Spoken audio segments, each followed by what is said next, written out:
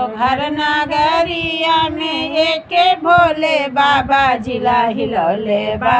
एके भोले बाबा जिला हिलौले बा। सामरी सूरतिया ना मोल जिला हिलौले बा।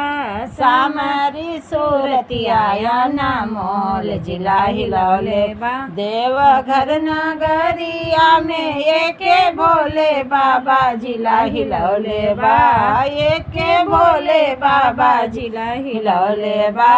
सामरी सूरतिया ना मोल जिला हिलौले बा। सामरी सूरतिया ना मोल जिला हिलौले बा। माथावा में शोभे शिव के बड़े बड़े जटवा जिला हिलौले बा। बड़े बड़े जटवा जिला हिलौले बा।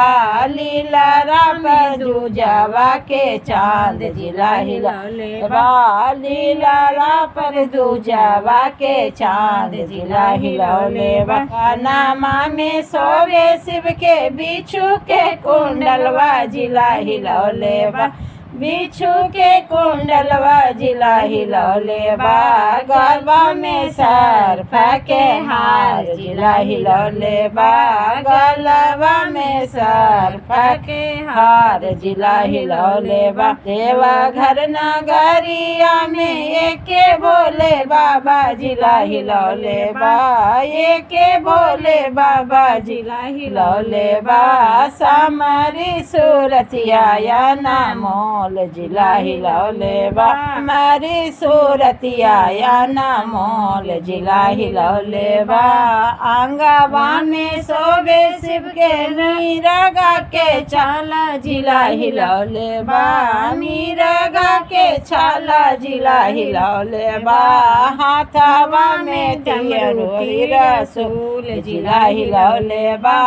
हाथवा में डमरू रसूल जिला हिलौले बा।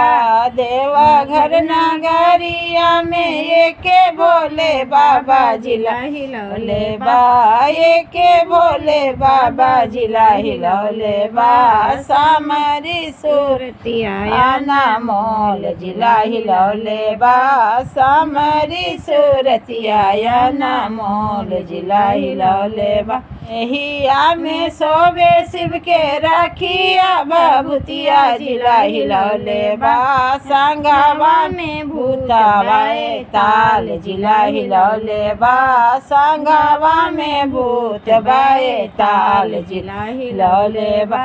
बगल में शोभे शिव के बसहा बैलवा जिला हिलौले बा। बसहा बैलवा जिला हिलौले बा। पैरवा में काठ के खड़ाऊ जिला हिलौले बा। पैरवा में काठ के खड़ाऊ जिला हिलौले बा।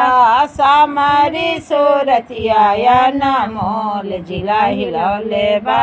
सामरी सूरतिया ना मोल। देवघर नगरिया में एके भोले बाबा जिला हिलौले बा। एके भोले बाबा जिला हिलौले बा। सामरी सूरतिया ना मोल जिला हिलौले बा। सामरी सूरतिया ना मोल जिला हिलौले बा।